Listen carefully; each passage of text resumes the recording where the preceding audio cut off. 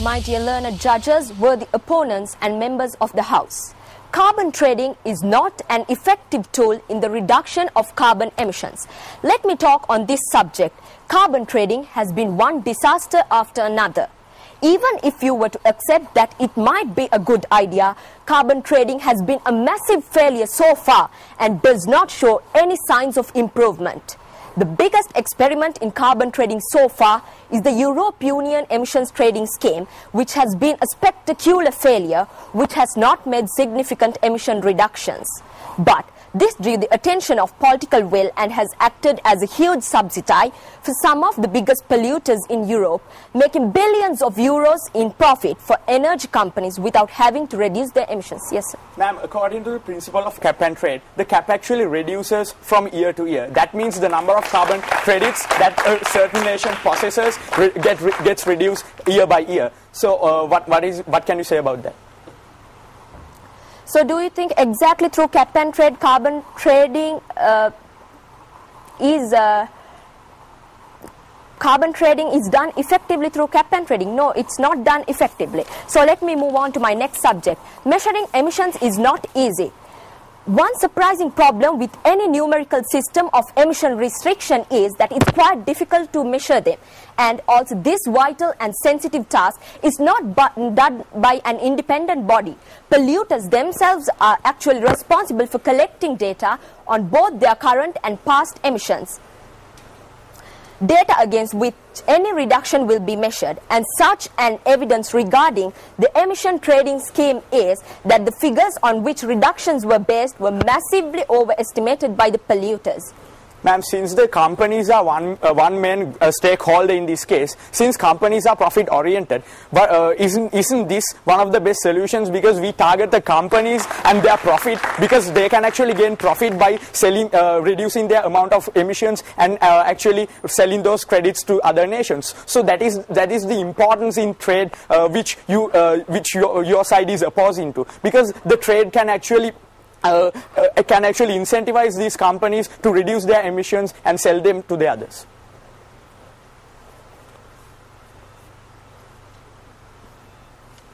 Okay, let me come into that. But do you think exactly through carbon trading it's an effective tool in the reduction of carbon emission? No, it's environmental pollution that happens. And so measuring emissions is not easy, and based were massively estimated by the polluters. We need commitment to change, not complication, corruption and stagnation. Ma'am, don't you think that this is actually beneficial for the developing nations, most importantly, because they can actually gain foreign income through this?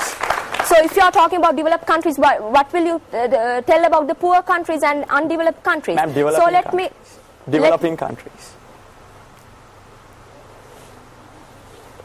This is actually beneficial for the developing countries because they can actually gain foreign exchange through this. Okay. Carbon trading is not an effective tool in the reduction of carbon emission.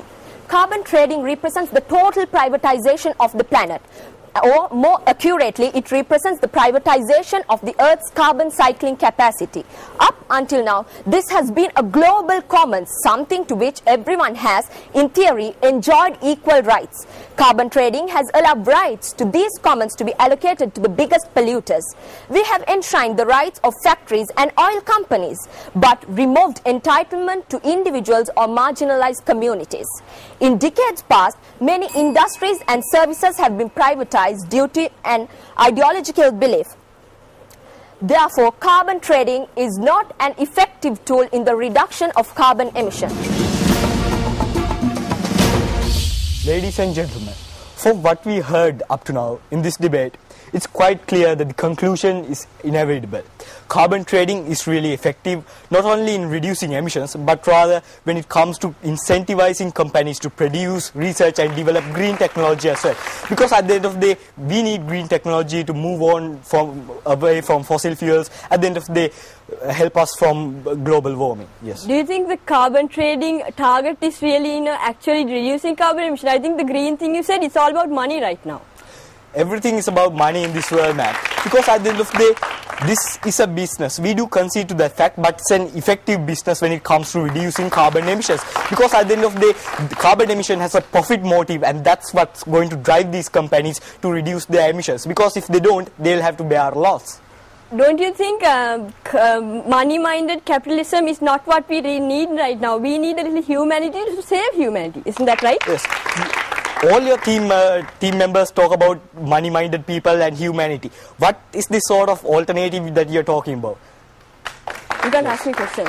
Right. If that's so, let's move on.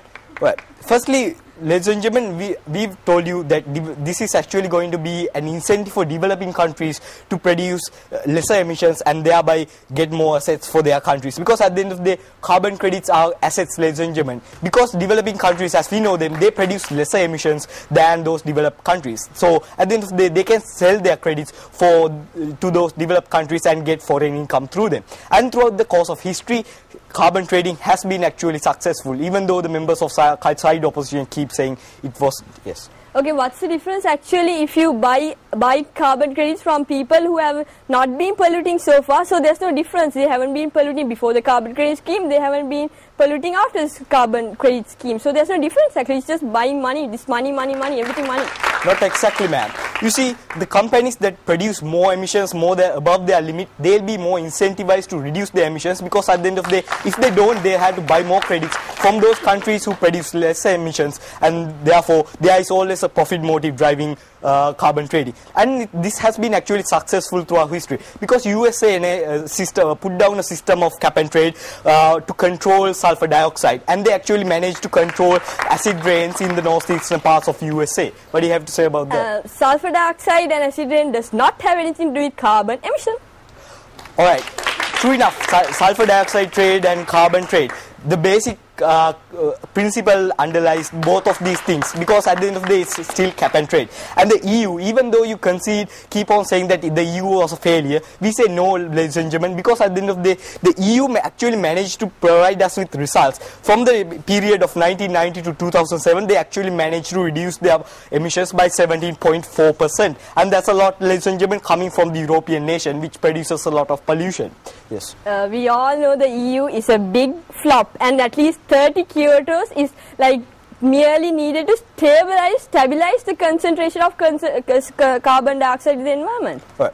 What you are doing is giving me one-liners of saying how the EU is an utter flop, how carbon trading is actually failing. So but you are not giving me any proof or at least any substantial analysis as to why carbon trading is a failure. Because at the end of the day you say, alright, there aren't going to be any reductions because countries are going to keep polluting. But you keep on talking about the EU project when I'm telling you it's a flop, so it's no point actually because it's a flop. Alright, there's another one line from you.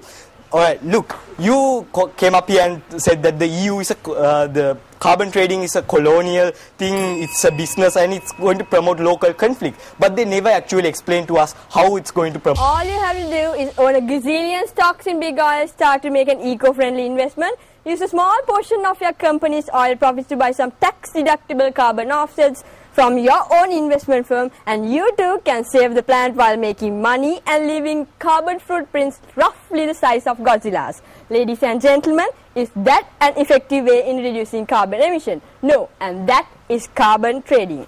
Setting a price on carbon emission is not a very effective way in stopping carbon emission when in reality you cannot actually measure carbon emission. Yes? If something has actually proven results, how can you conclude that it's not ineffective?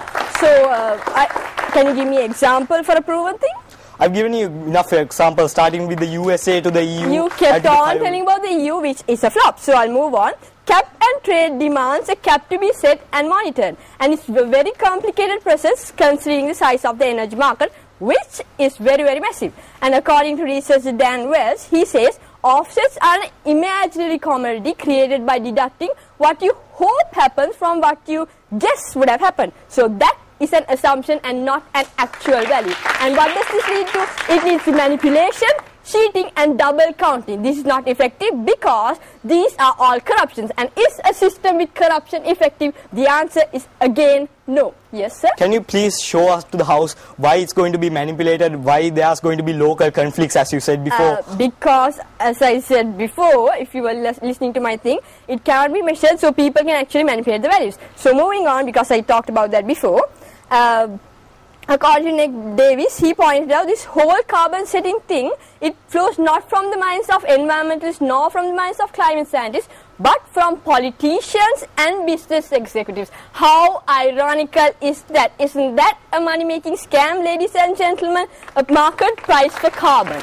We all know the world is at a recession, so you think having a price on carbon is practical?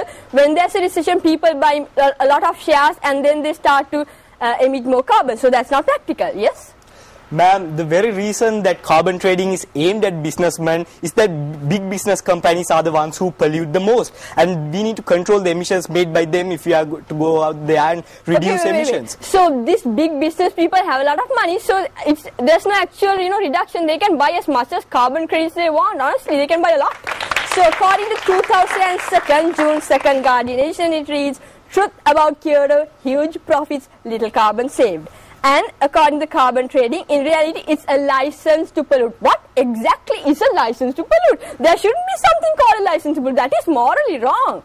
And according to the government, look, the governments, they support and favor their own national companies. So they actually give their people a lot of carbon credits at very, very, very low rates. So this again is a very good example of corruptions. And a very good example is the EU emission trading scheme, which you were talking about. Yes? If it's actually that ineffective, if big business companies can just go out there and buy credits, why has there been a reduction of 17.4% in Europe? Because at the end of the day, credits aren't something you can just buy like toffees. They are expensive, and even the biggest companies will have to reconsider buying them.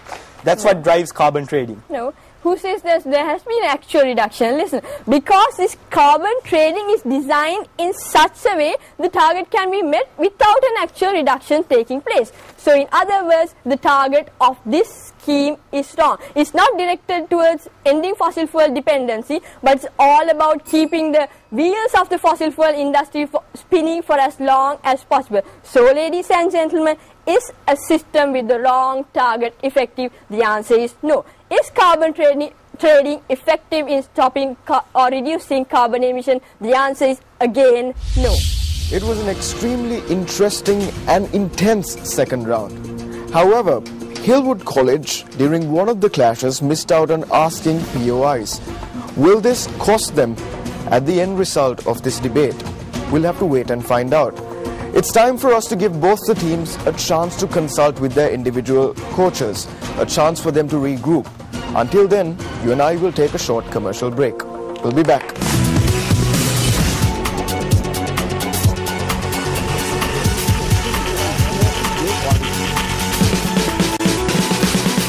More these things. But for all these reasons, we highly urge the House to side with the proposition.